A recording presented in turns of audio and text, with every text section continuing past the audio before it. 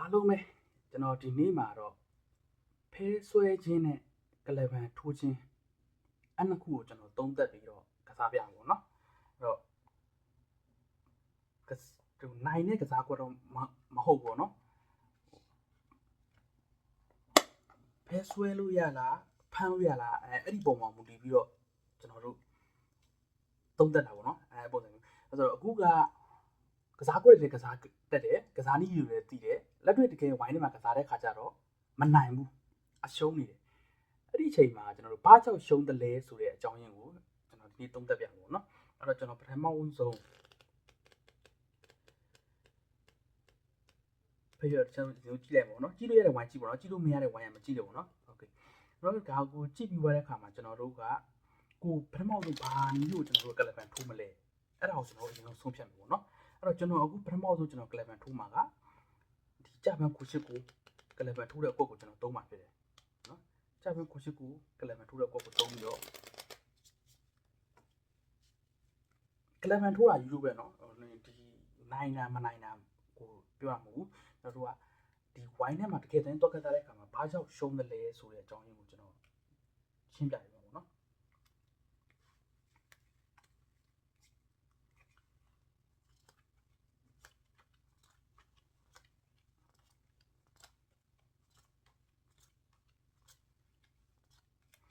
ဆိုတော့ကျွန်တော်တို့ဒီမှာဒါဖဲဆွဲမဲ့အိမ်နေရှိတယ်ပေါ့နော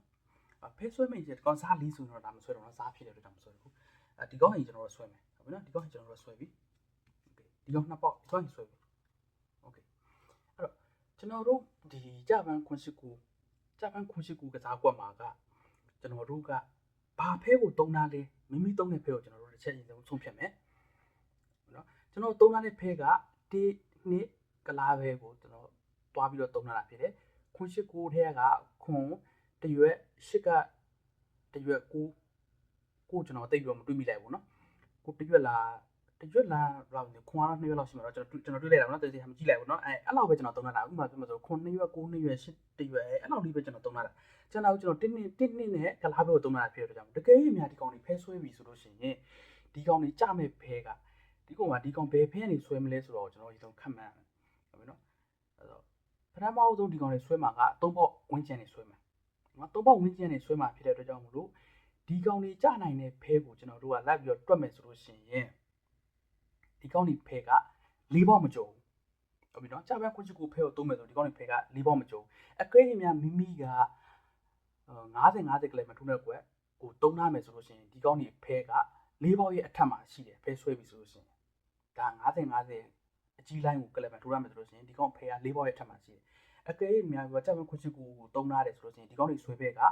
4ပေါက်ရဲ့အောက်မှာပဲရှိတယ်အဲ့တော့မိမိရဲ့2ရွက်က4ဖြစ်နေမယ်ဆိုလို့ရှိရင်ဒီကောင်တွေကိုကျွန်တော်တို့က AC ဖမ်းလို့ရတယ်အခုလောဆယ်ကျွန်တော်က5ဖြစ်နေတဲ့အတွက်ကြောင့်မလို့3ရွက်အိမ်ကိုကျွန်တော်တို့က AC ဖမ်းလို့ရတယ်ဟုတ်နော်ဒီမှာကျွန်တော်တို့ကဘာ marking ဘာ brain marking ဘာဖဲ slide ဘာညာဘာမှမပါဘူးဟုတ်ပြီနော်ကလပန်ထိုးရိုးနဲ့ဒီကောင်တွေဆွဲတဲ့ဖဲပုံမှာမူတည်ပြီးတော့ကျွန်တော်တို့ကဖမ်းလို့ရလားမရလားမိမိကလပန်ထိုးတဲ့ဖဲပုံမှာမူတည်ပြီးတော့ပြန်ပြီးတော့သုံးသပ်တာဖြစ်တယ်ဒါတော့ကျွန်တော်သုံးလိုက်တဲ့ဖဲပုံမှာမူတည်ပြီးတော့ကျွန်တော်ကဒီနေ့ကိုဖမ်းလို့ရတယ်ဆိုတော့ကျွန်တော်သိသွားပြီအကဲရင်များညီကိုက6ဖဲနဲ့9ဖဲကိုသုံးရတယ်ဆိုလို့ရှိရင်ဒီကောင်2အိမ်ကိုဖမ်းဖို့အတွက်ကျွန်တော်တို့ကစဉ်းစားဒီကောင်က3ပေါက်ကနေဆွဲမှာလားတပေါက်2ပေါက်ကနေဆွဲမှာလားသူ့မို့ဘူးကနေဆွဲမှာလားဟုတ်ပြီနော်အဲ့တော့ကိုကပထမဆုံးကြာလာတဲ့ဖဲတွက်ကိုကြည့်ရလို့ရှိရင်မိမိသုံးထားတဲ့ဖဲရွက်ဒီပုံမူတည်ပြီးတော့ဒီကောင်တွေဖဲတွေဝိုင်းထဲမှာရှိမလဲဆိုတော့ကျွန်တော်တို့ခန့်မှန်းလို့ရတယ်ဟုတ်ပြီနော်တစ်ဖဲတွေတစ်ထဲရှိမှာလားကလားဖဲတွေကနေရှိမှာလားဆိုတော့ကျွန်တော်ခန့်မှန်းလို့ရတယ်အဲ့တော့ဆွဲမဲ့အိမ်ကိုမိလိုက်တယ်သူတို့ဆွဲလိုက်ပြီဆိုလို့ရှိရင်မဆွဲတဲ့အိမ်ရှိပြီဟုတ်ပြီနော်မဆွဲတဲ့အိမ်ရှိပြီဆွဲတဲ့အိမ်ရှိပြီအဲ့တော့ဆွဲတဲ့အိမ်က2အိမ်မဆွဲတဲ့အိမ်က2အိမ်အဲ့တော့မဆွဲတဲ့အိမ်ကဒါကျွန်တော်တို့ဖဲလိုင်းထဲမှာဆိုလို့ရှိရင်ခုနကကျွန်တော်ပြောတယ်ကျွန်တော်ဖဲထဲမှာခွန်ဖဲပါမယ်10ဖဲပါမယ်9ဖဲ1ရွက်ပါမယ်10ဖဲ1ရွက်ပါမယ်9ဖဲ1ရွက်ပါနော်ကျွန်တော်ပြောသွားတာပေါ့နော်ပြီးလို့ရှိရင်ကျွန်တော်တို့ကတစ်နှစ်ရဲ့ကလားပဲရေပေါ့နော်အဲ့တော့ကျွန်တော်ဒီမှာအပေါ်ဖဲတွေကိုကျွန်တော်တစ်ချက်ကြည့်မယ်ဒီမှာကလားပဲနော်ဒီမှာက3ဖဲဟုတ်ပြီနော်နောက်တစ်ရက်ကြည့်မယ်ဒီမှာကလားပဲဒီမှာနောက်တစ်ရက်ကြည့်မယ်6ဖဲဟုတ်ပြီနော်ဒီမှာနောက်တစ်ရက်ကြည့်မယ်10ဖဲအဲ့ဒါဒီမှာနောက်တစ်ရက်ကြည့်မယ်9ဖဲအဲ့တော့ကျွန်တော်က3လနဲ့9ဖဲဒီမှာ1ရွက်ပဲရှိတယ်အဲ့တော့ဒီကောင်ဒီဘလောက်ဆွဲကျွန်တော်ဒီကလားပဲရပဲပေါ့မှာဒီသုံးကလားပဲလာကြဒီမှာကလားပဲလာက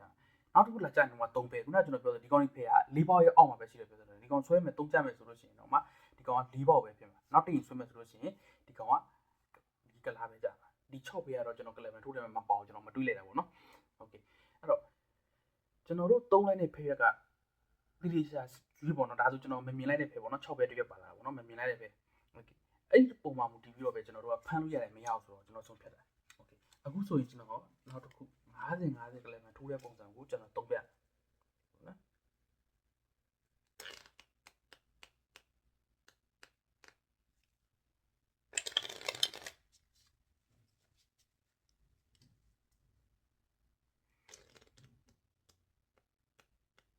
်ကြည့်လို့ရတဲ့လူပဲကြည့်ပါတော့ကြည့်လို့ရတဲ့လူတွေကမကြည့်ရပါတော့ဖဲရက်ကိုကြည့်ပြီးတော့ကလေးမှာထိုးတာအခုကကျွန်တော်ပြည့်ရနိုင်မှုဖြည်းဖြည်းလေးပဲပြပြီးရမှာနော်ဖြည်းဖြည်းချင်းပဲကိုကဟိုကျွမ်းကျင်ပါတယ်ကိုကမြန်မြန်ဆွဲပြီးတော့ကြည့်ပါတော့ဖဲရက်ကိုတားကြီးအကြာကြီးကြည့်နေကြရမလို့ဘူးပေါ့နော်အဲ့လိုကြီးโอเคအဲ့တော့50ကစားပွဲကစားဝိုင်းရဲ့အားနည်းချက်ကိုတော့ဒါအရင်ကထဲကကျွန်တော်ဗီဒီယိုတွေကြည့်တဲ့လူဆိုရင်တော့သိမှာပေါ့နော်အဲ့ကျွန်တော် trade အများကြီးမပြောဘူးအဲ့ကျွန်တော်ကျွန်တော်မှဝေကြည့်လိုက်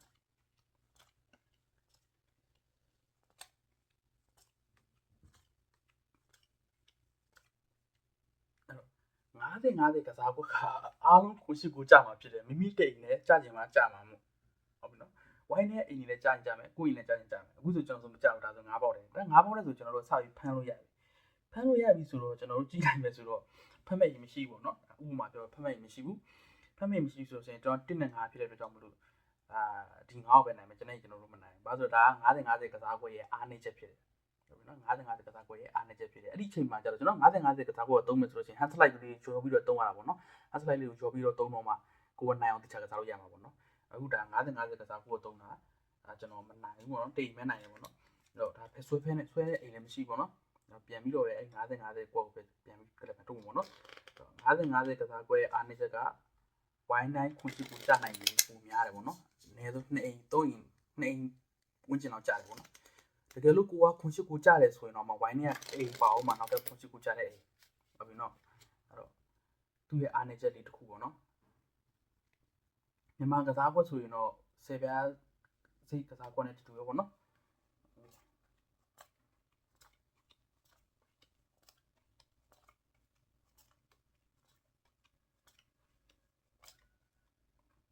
ါဆိုကျွန်တော်တို့ဖမ်းဖို့အိမ်ပါပြီပေါ့နော်ဖမ်းဖို့တိမ်ပါပြီအဲ့တော့ခုနကပြောဆို50ကစားကွက်မှာကတစ်ကနေပြီးတော့5ထိပါမယ်6ကနေပြီးတော့9ထိပါမယ်အဲ့တော့5ဘေးကကြတော့ဟိုဘက်2ရွက်ဒီဘက်2ရွက်ပါမယ်10ဘေးကကြတော့ဟိုဘက်2ရွက်ဒီဘက်2ရွက်ပါမယ်အဲ့ပုံစံကစားဖြစ်တယ်အဲ့တော့ဒီမှာဆိုရှင်ဒါဘူးကြနေပြီလေအဲ့တော့50ကစားကွက်နဲ့ဒီကောင်ဖက်ဆွဲမယ်ဟုတ်ပြီနော်အဲ့တော့50ကစားကွက်နဲ့ဖက်ဆွဲမယ်ဆိုတာရိုးပဲပေါ့နော်တချို့ဝိုင်းနေမှာကျတော့အပွင့်မတူလဲစီနီယံပေးရပါညာဖြစ်ရနော်စီနီယံမဟုတ်ချက်မပေါ့နော် sorry မှားသွားလို့ကလာပဲထင်တာအော်10ပဲချက်ပဲထင်တာဒါတော့ဘူးပဲပေါ့နော်ယူဘူးပဲအဲ့တော့50ကစားကွက်မှာကကြတော့ကျွန်တော်တို့ကဆွဲလိုက်တဲ့ဖဲပေါင်မူတည်ပြီးတော့ကျွန်တော်တို့ကဖမ်းရတယ်မရဘူးဆိုတော့ကျွန်တော်ဆုံးဖြတ်မယ်ဒါ6လောက်နဲ့ကျွန်တော်တို့ကဒါဒုံမဟုတ်ဘူးတော့6ဖြစ်နေတော့6ဆိုလို့ရှိရင်ကျွန်တော်တို့ဖမ်းမှာမလန်ပြအောင်ဖမ်းမှာဖြစ်တဲ့အတွက်ကြောင့်မလို့ကျွန်တော်တို့က50ကစားကွက်မှာအသေးဆုံးကြနိုင်ကြီးကဘူးသူ့ရဲ့အထက်မှာ9ပေါက်ပဲရှိတယ်တစ်ကနေ4ထိလုံးဝမကြဘူးဟုတ်ပြီနော်50ကစားကွက်မှာတစ်ကနေ4ထိလုံးဝမကြဘူးအဲ့တော့ဘာကြောင့်လဲ50ကစားကွက်မှာကအကြီးတိုင်းမှာကကျွန်တော်တို့သုံးတာ9နှစ်ရွက်6ရဲ့ခွန်8 9ဟုတ်ပြီနော်အကဲရင်မြတ်ဒီကောင်က6နှစ်ရွက်ကြမယ်ဆိုလို့ရှိရင်ဒီကောင်က2ပေါက်ကနေဆွဲမှာဖြစ်တယ်2ပေါက်ကနေဆွဲမှာဆိုလို့ရှိရင်ကျွန်တော်တို့သုံးတဲ့ဖဲပေါ်မူတည်ပြီးတော့ကျွန်တော်ဖမ်းလို့မရမရကျွန်တော်ပြန်ပြီးဆုံးဖြတ်ရမယ်ကျွန်တော်တို့က8တိတ်9တွေကိုခဏနေအများကြီးသုံးရတယ်ဆိုလို့ရှိရင်ဒီကောင်ကဘူးပြန်သွားမှာဖြစ်တယ်ဟုတ်ပြီနော်2ပေါက်3ပေါက်ဆို4ပေါက်ဆိုတာနည်းစဉ်းစားမှာဖြစ်တဲ့အတွက်ကြောင့်မို့4ပေါက်ဆိုရင်9နှစ်ရွက်ဆိုတာ4ပေါက်ပေါ့နော်6နဲ့9နဲ့ဆိုလို့ရှိရင်တော့3ပေါက်ပဲအဲ့ဒီပုံစံမျိုးတော့ဒါတော့ကိုကအဲ့ဒီခဏနေရကိုအများကြီးသုံးတာမဟုတ်တဲ့အတွက်ကြောင့်မို့ဒီလို2ရွက်လာကြဖို့ဆိုတာလုံးတော်တော်လေးခဲချင်းတယ်ဗျာပွဲ100မှာတစ်ပွဲလောက်ပဲကြာမယ်ဒါဥပမာပြောတာပေါ့နော်ကြားဖို့တော်တော်လေးခဲချင်းတယ်အဲ့တော့အတွက်ကြောင့်မလို့ကျွန်တော်တို့ကဆွဲတဲ့အိမ်တွေကိုမိမိသုံးနေတဲ့ဖဲပုံမူတည်ပြီးကျွန်တော်ဖမ်းမယ်မဖမ်းဘူးဆိုတော့ဆုံးဖြတ်လို့ရတယ်အဲ့တော့ဒီထဲမှာဝိုင်းထဲမှာကျွန်တော်တို့ကကျွန်တော်ရှိမှဆိုနေတာ6ပဲတစ်ချက်လာကြပြီဟုတ်ပြီနော်6ပဲတစ်ချက်လာကြပြီ10ပဲတစ်ချက်လာကြပြီဒါ6ပဲတစ်ချက်လာကြပြီဖြစ်တဲ့အတွက်ကြောင့်မလို့ကျွန်တော်တို့ရဲ့6ပဲရဲ့အပေါ်မှာ9ပဲတွေရှိရဖြစ်တဲ့အတွက်ကြောင့်မလို့ဒီကောင်းရင်9ပဲလာမကြတော့ဘူး9 6 9 10 9တွေကလာမကြတော့ဒီကောင်းအိမ်ကဘူးမဟုတ်ဘူးဆိုလို့ရှိရင်ဒီကောင်းရင်ခုနကျွန်တော်ပြောသလို9ရဲ့အထက်မှာပဲရှိတယ်9ရဲ့အထက်မှာရှိတဲ့အတွက်ကြောင့်မလို့ကျွန်တော်တို့က ဒီ6နဲ့ကျွန်တော်တို့လိုက်ပြီးတော့ဖမ်းလို့ရတယ်ဟုတ်နော်တကယ်လို့ဒီကောင်6ကြတယ်ဆိုရင်တော့မှကျွန်တော်တို့က2ရွက်နဲ့ဖြစ်တဲ့ကြောင့်ဒီကောင်ရင်တော့စားလို့ရတယ်ဟုတ်နော်ဘာကြောင့်ကျွန်တော်စားလို့ရလဲလို့ကျွန်တော်ပြောမယ်ဆိုလို့ရှိရင်ကျွန်တော်တစ်ချက်ကြည့်ကြည့်ဟုတ်နော်ဒီမှာကကျွန်တော်တို့50 50 line ထဲမှာ8ရွက်ကျန်မယ်2ရွက်ကျန်မယ်3ရွက်ကျန်မယ်9ကျန်မယ်ဟုတ်နော်တော့အကရေးမြန်ဒီကောင်အင်ကဒီကလာဖဲတာမကြဘူးဆိုရင်ဒီကောင်အင်က8ဖဲဖြစ်မှာနော်8ဖဲပြီးလို့ရှိရင်ဒီကောင်အင်က1နဲ့3ပဲရှိတော့တယ်ပြီးရင်8ဖဲပြန်လာဒါ8ဖဲတွေပဲဟုတ်နော်50 50 line ထဲမှာကကြတော့ကိုမတူဘူးဆိုလို့ရှိရင်သူများကြီးတူမှာဖြစ်တယ်အားလုံးကြည့်ပါဒီမှာနော်8တီပဲကင်းပဲ9ပဲသူကိုမတူဘူးဆိုရင် तू က9 8 9ပဲဟုတ်နော်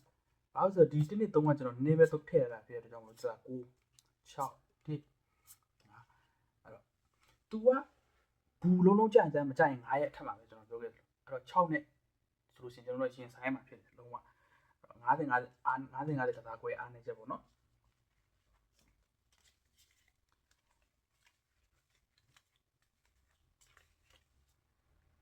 50 50အကြီးတိုင်းရွေးဆိုတော့အသီးလိုင်းပေါ့နော်အဲ့တော့အသီးလိုင်းကိုကျွန်တော်ပြန်ပြီးတော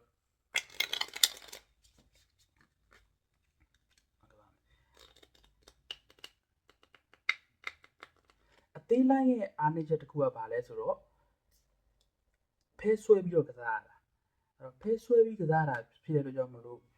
ဟိုပွဲရှိရှိကြဆွဲချိန်ဆွဲပြီးကစားခြင်းတဲ့လူတွေအတွက်တော့ပို့ပြီးတော့အဆင်ပြေတယ်ပေါ့နော်တော့ဖဲဆွဲပြီးကစားတာဖြစ်တဲ့အတွက်ကြောင့်မလို့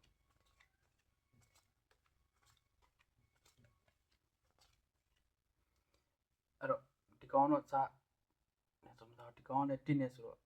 ့မဆွဲပါတော့ငါဒီကောင်တိမ်ပဲဆွဲမယ်အဲ့တော့အားလုံးက50 50အသီးလိုင်းမှာကျတော့ခုရှိကူမကြဘူးသူကအသီးလိုင်းပဲသွားမှာအသီးနံပါတ်အသီးပဲသွားမှာနံပါတ်အသီးနဲ့ဖဲဆွဲပြီးကစားမှာဖြစ်တယ်အဲ့တော့လောဆယ်ဆွဲမှာသူနဲ့ကိုနဲ့ပဲရှိတယ်ဟုတ်ပြီနော်သူနဲ့ကိုနဲ့ပဲရှိတယ်ဒါလည်းမနိုင်ဟုတ်ပြီနော်အဲ့တော့50 50အသီးလိုင်းကိုကျွန်တော်တခါမှလည်းမကစားပြခဲ့ဘူးတခါမှလည်းဒီ50 50အသီးလိုင်းနဲ့ပတ်သက်ပြီးတော့ကစားတဲ့အကြောင်းကျွန်တော်သိပြီးမရှင်းပြခဲ့ဘူးနော်ဘာကြောင့်လဲဆိုတော့သူကခွန်းရှိကိုမကြောက်ခွန်းရှိကိုရဲ့အောက်မှာပဲသွားတာသူဖေကဟုတ်ပြီနော်ဒါအခုမြင်တဲ့အတိုင်းပဲခွန်းရှိကိုရဲ့အောက်မှာပဲသွားပြီးတော့ဖဲဆွဲပြီးတော့ကစားရတာဒီဖဲဝိုင်းထဲမှာဗျာတအားကြီးဒူနေရောလူတွေတအားကြီးဒူနေလို့လူတွေတအားပျော်နေတယ်ဆိုလို့ရှိရင်စိတ်ညစ်တော့ဒုက္ခပေးတဲ့ကစားဖို့ပေါ့နော်အဲ့တော့ဒီပုံစံမျိုးတစ်ခါ3ခါလောက်ဒုက္ခပေးလိုက်ပြီဆိုရင်ဝိုင်းထဲကောင်တွေမယိုးမများဖြစ်လာအောင်မယိုးမများဖြစ်တယ်သူဖေကဘာလို့အပွင့်တီးသွားတာလဲတို့ပါတော့အဲ့ပုံစံမျိုးအဲ့ဒီဟာမျိုးကိုကျတော့ကျွန်တော်တို့ကပရိရေပေါ့နော်ကျွန်တော်တို့ရဲ့ညံနေညံနဲ့များတယ်ပေါ့လားဒူတွေရဲ့ကြောက်အကြီးလိုင်းကစားလိုက်အကြီးလိုင်းကစားမယ်ကိုကပတ်စံများနေပြတော့ကိုနိုင်တယ်ဆိုလို့ရှိရင်ပြောတာပေါ့နော်ကိုကနိုင်အောင်တော့ translate ဘာညာတုံးပြီးတော့ကိုကစားမှာပေါ့နော်နည်းနည်းလှည့်ကွက်ဘာညာတုံးပြီးကစားမှာအဲ့လိုကစားပြီးကိုနိုင်သွားပြီဆိုတဲ့အခါမျိုးဆိုလို့ရှိရင်ဝိုင်းနဲ့ကောင်တွေကိုခုချစ်ကိုကြောက်အောင်50 50အကြီးလိုင်းကစားခွင့်နဲ့ကလပ်ပဲထိုးပြီးတော့ပေးပြီးတော့ခုချစ်ကိုချလိုက်ပြီးလို့ရှိရင်အသီးလိုင်းနဲ့ပြန်ကစားပြီးဒုက္ခပေးလိုက်အဲ့လိုပေါ့ဒါမိမိကတော့ကိုကြခြင်းတဲ့ဖေကိုကြောက်အောင်ကိုကခုနပြောဆို translate ကိုတုံးပြီးတော့ကိုကဝေလို့ရတယ်ပေါ့နော်ကိုလိုချင်တဲ့ဖေကိုဒါကကျွန်တော်ဘာ translate မတုံးမင်းနဲ့ယူတန်းဝေရတာပြောလို့ကြောင့်ကျွန်တော်ဖေကဒီဝိုင်းနဲ့ကြားလို့ပုံစံမျိုးပဲလာကြတာပေါ့နော်ပုံစံမျိုးဆိုတော့ကြောင့်ကျွန်တော်တို့ကအဲ့တော့ဝိုင်းနဲ့ကောင်တွေကိုပျော်အောင်လည်းဖန်တီးပေးလိုက်တယ်စိတ်ညစ်အောင်လည်းဒုက္ခပေးလိုက်တယ်အဲ့ပုံစံမျိုးကစားရတာပေါ့နော်ဥပမာဒီဝိုင်းနဲ့ကောင်ကရှုံးနေလို့တိတ်ပြီးတော့စိတ်မပါတော့ဘူးဆိုလို့ရှိရင်ဒီကောင်ကိုစိတ်ပါလာအောင်ကျွန်တော်တို့က50 50အကြီးလိုင်းကစားဖို့ထုတ်တုံးပြီးတော့ခွန်ရှိကူကြောက်အောင်လုပ်ပေးလိုက်တယ်ဟုတ်ပြီနော်ကျန်တဲ့နိုင်တဲ့ကောင်ကြတော့ကျွန်တော်တို့ကဘာလုပ်မလဲဆိုလို့ရှိရင်နိုင်တဲ့ကောင်ကိုကျွန်တော်တို့ကတွားပြီးတော့ hand slide နဲ့ဒီကောင်ကိုတွားပြီးတော့ရှုံးအောင်ဒုက္ခဆောက်ပေးလိုက